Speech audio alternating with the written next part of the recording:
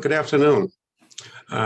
Welcome to this week's edition of long-term care finance planning.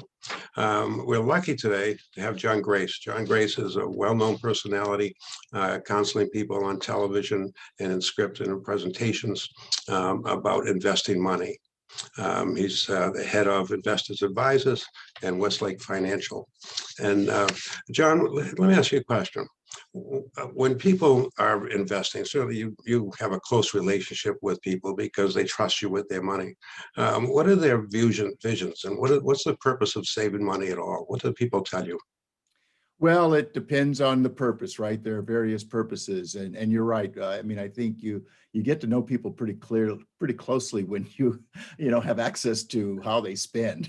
That's real personal information, about as personal as health information, and actually, that it might even be more than that. That's getting pretty close in terms of knowing exactly how you spend every dollar you have. But yeah, I mean, for the way we look at it, it's part of the purpose. We want clients to help themselves discover what is the purpose for this money, because particularly right now, Jim, we're seeing so many cases, particularly since March 23rd, 2020, where so many people are just putting money in things that they hope that will make them rich. Okay, and there's a rampant fear of missing out. Put the money in today, take it out tomorrow and get rich, but they don't know what the money's supposed to do. So, if you put some money somewhere, red, black, green, whatever, and it goes up, you go, yay. And if it goes down, you feel kind of dumb. So what we like to do is make sure people see what kind of goals they need to establish so they can see if they're making progress toward those goals. How much money are you going to need to make work optional? Most Americans don't have a clue.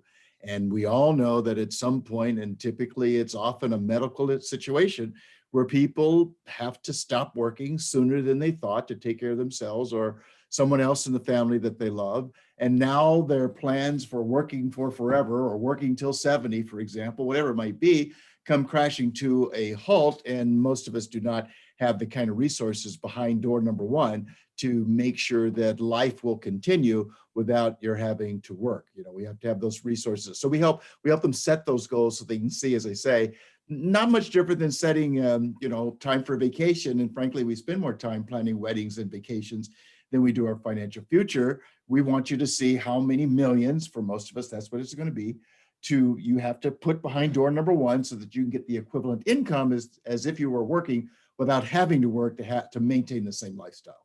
Yeah, so the idea is make enough money that you can have enough money to live on based on what that capital will produce. Yes, sir, because you've got maybe 10, 20, many of us 30 years where there's no income coming in other than Social Security and maybe a small pension.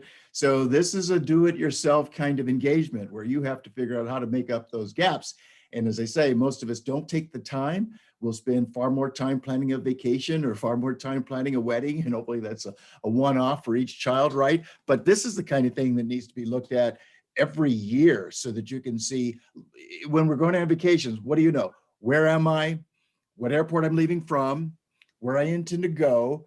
And the time and the airport of my destination, and how am I going to arrive there on time safely? So the same kind of attitude should be approached as far as our financial future is concerned, to say, okay, if I'm going to work for the next 35 years, what kind of money, as I say, needs to be behind door number one, so that if it's $100,000 that we are accustomed to spending, I can now see what has to happen to increase my odds so that those assets are there, whereby the $100,000 equivalent of inflation and taking into account taxes will then keep the thing going, keeping everything going the way it has been, as though we were working for the money.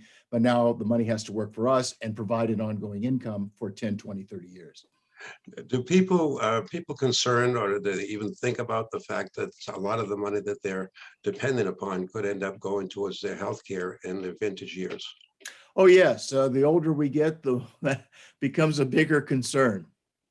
And we like putting that on the table to say, okay, let's look at what happens to make sure you have enough money to retire with dignity, or to keep you in retirement once you have retired. Okay. Let's look at what happens in the event something happens to either breadwinner financially, so that the survivor knows whether it doesn't matter if you're married, you're depending on somebody else's income. You had four hands, now you're left with two hands because the other pair of hands had the nerve to go to heaven.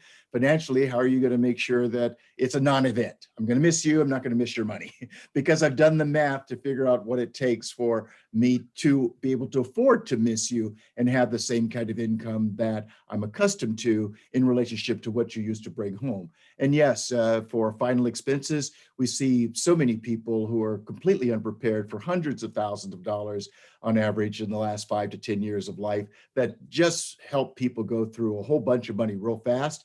And then, as you know, Jim, you see the one breadwinner or, one spouse absorbing, one spouse taking care of the spouse with, let's say, dementia, because those tend to be kind of long-term issues, and they're really taking care of the other person, but then they actually end up taking too much of the money away out of the equation. So the survivor, I took care of my husband, I took care of my wife, I think I did a good job, but now the resources are a fraction of what they were for me while I'm here.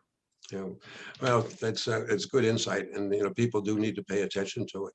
And as you know, my business is helping people plan for those unforeseen and should be expected events when they hit the vintage years. And for the value of the people who are watching this, anybody needs help with making those plans, I'd be glad to assist. Thank you again, John. Good to see My you. pleasure. Good to see you again, Joe. Bye-bye.